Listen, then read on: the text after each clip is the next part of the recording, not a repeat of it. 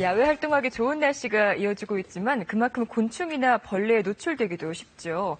전남 순천에서 진드기 바이러스로 인한 사망자가 올해 처음으로 발생했습니다. 야생 진드기가 얼마나 위험한지 실제 치사율은 어떤지 알아보겠습니다. 차의학 전문대학원 전병률 교수가 나오셨습니다. 어서 오십시오. 네, 안녕하세요.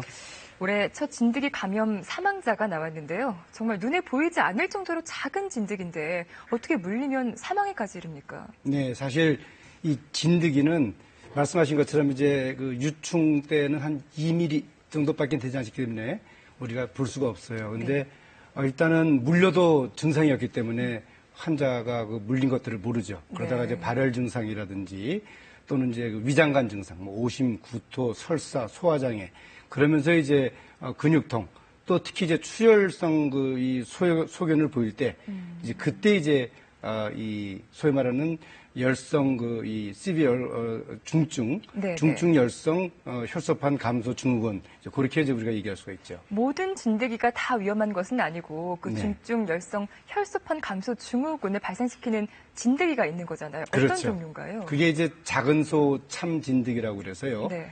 이 작은 소 참 진드기는 유충, 약충, 성충 그 이 과정을 거치면서 주로 이제 포유류나 조류를 이제 그 흡혈을 하게 되면서 서식을 하고 또 번식을 하게 됩니다. 네.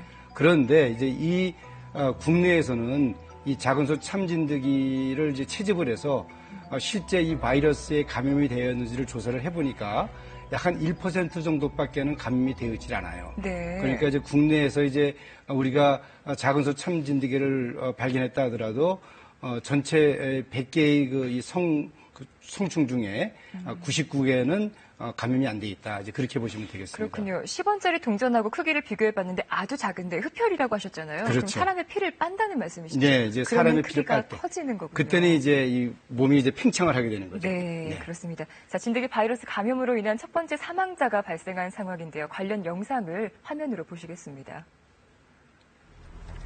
광주 보건환경연구원이 광주 전남대병원에서 숨진 83살 김모 씨의 유전자를 검사했는데요. 그 결과 SFTS 바이러스가 검출됐습니다. SFTS 바이러스를 검출을 확인을 했고 거기에 따라서 질병관리본부로 저희가 의뢰해 본 결과 이번 주에 동일한 그 SFTS 바이러스로 저희가 확인을 받았습니다. 질병관리본부는 김 씨를 올해 첫 SFTS 감염 사망자로 판정하고 역학조사를 벌이기로 했는데요. 단독주택에 거주했던 김 씨는 평소 거동이 불편해서 거의 외출을 하지 않았던 것으로 전해졌습니다. 현장 감염이라든지 이분이 실제 거주 지역의 어떤 특성, 거주지의 환경 이런 것들에 대해서 재차 확인하는 조사가 필요할 것으로 보입니다. 국내에서는 3년 전에 처음으로 감염자가 확인된 이후 지금까지 총 170명의 환자가 발생했는데요. 2013년 36명이었던 환자 수가 지난해에는 79명으로 2배 넘게 늘어났고 지난해에는 환자 가운데 21명이 숨졌습니다. 앞으로 역학조사가 더 이루어지겠지만 이번 감염자의 경우에는 그 감염 경로가 확실하지 않아서 좀 의문이거든요. 네, 주로 이제 그 작은 소 참 진드기는 흡혈을 하기 때문에 그 흡혈이 가능한 그런 포유류나 조류가 서식하는 그런 장소에서 주로 서식을 하게 되죠. 네. 또 이제 주로 이제 목장이라든지 방목하는 이제 그런 목장들 되겠는데 이분의 경우에는 혹시라도 그 반려견이라든지 네. 또는 가족 중에 누가 야외 활동을 하면서 이 작은 소 참진드기를 옷이나 또는 반려견에 묻혀서 왔을 경우에 그 작은 소 참진드기가 이분을 흡혈을 해서 감염됐을 가능성도 배제하지 않을 수가 없을 것입니다. 그러니까요. 외출을 많이 하지 않았어도 바이러스가 검출이 됐고 또 그 물린 흔적도 있었을 텐데 흔적도 잘 보이지 않았다고 해서 네. 그 경로가 조금 궁금했었습니다. 자, 특히나 지금 6월이잖아요. 이제 7월로 넘어가는데 이때 야생 진드기가 가장 활발하게 활동을 하는 시기인지요? 네, 우리나라의 경우에는 통상적으로 5월부터 11월까지 그 중증 열성 그 혈소판 감소증 환자가 발생하는 것으로 돼 있고요. 네. 12월부터 3월까지는 최근 3년 동안 한 건의 환자도 발생하지 않았습니다. 네. 따라서 이 시기에 야외 활동하는 분들은 각별히 이 진드기에 물리지 않도록 하는 그런 예방 수칙을 철저히 지키는 것이 중요하다고 할 수 있겠습니다. 주로 어느 장소에서 이렇게 많이 활발하게 활동을 하나요? 말씀드린 것처럼 이 진드기가 네. 주로 이제 그 소나 말이나 그런 이 목장들, 이 방목하는 목장, 그리고 또 주변의 개, 고양이, 그런 서식하는 그런 인근 지역들, 그리고 또 이 진드기들이 또 다양한 그런 이 숲을 속에서 활동을 하기 때문에 야외 활동을 할 경우에 이제 숲을에 눕는다든지, 네. 목장 근처에서 이 피부가 노출된 채 활동한다든지, 뭐 이런 것들을 삼가하는 것이 좋겠습니다. 뭐 진드기에 물렸다고 다 감염되면 환자가 얼마나 많이 발생하겠습니까? 근데 네. 그것은 아니고 물린다고 해서 다 감염되는 것도 아니고 또 사망에 이르는 것도 아니지만 분명한 것은 치사율은 높아 보이네요. 네, 그렇습니다. 지금 중국에서 발생한 환자들의 자료를 보게 되면은 최근 4년 동안에 발생한 환자들 대비 치명률은 약 한 8% 정도가 되는데 네. 반해서 우리나라의 경우에는 2013년도 최초 환자 발생한 이후에 3년 동안에 치명률이 약 한 30%에 달할 정도로 대단히 높습니다.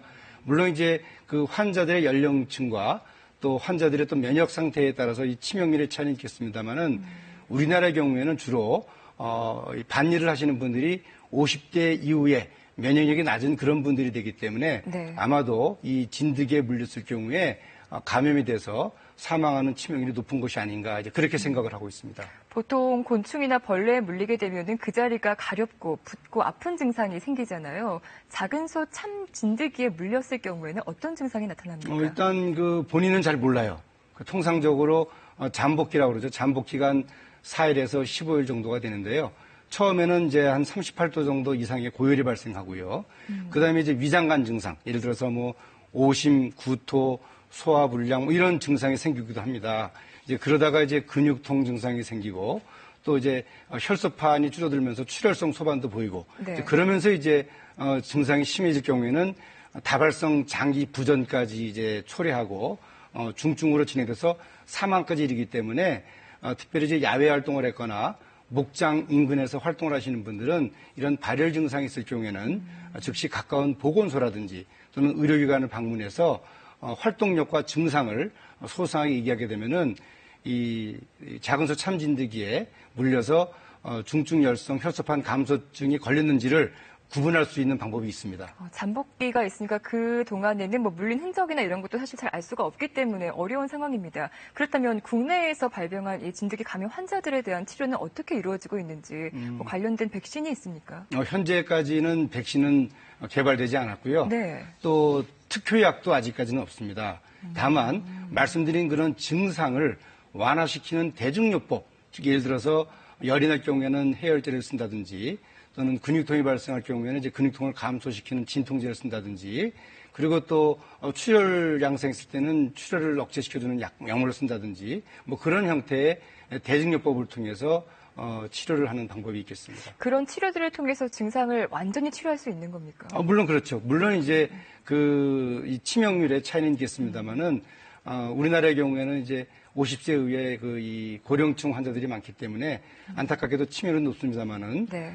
그래도 또 상당수가 또 치료가 되기 때문에 조기에 진단만 한다면은 그렇게 크게 걱정을 하지 않아도 될 것 같습니다. 진드기가 달라붙은 걸 확인하면 이거 빨리 떼내고 싶잖아요. 네. 같이 손으로 떼려다가 진드기의 침이나 머리가 그대로 박히는 경우가 있다 그래요. 그렇죠. 어떻게 해야 말 그대로 진드기라는 것이 딱 달라붙는 특징이 있습니다. 네. 그렇기 때문에 핀셋을 찾아가지고 핀셋으로 또 진드기를 꽉 잡아야 됩니다. 왜냐하면 진드기가 미끄럽기 때문에 네. 그걸 꽉 잡은 상태에서 순간적으로 힘을 가해서 진드기를 제거하는 방법이 효과적이라고 할 수 있겠습니다. 물리지 않는 게 가장 중요하겠죠. 우리 끝으로 그 예방법 좀 알아보겠습니다. 네, 말씀드린 것처럼 이제 그 5월부터 11월 사이에 야외 활동을 하는 경우에는 가급적이면 피부 노출을 최소화하고요.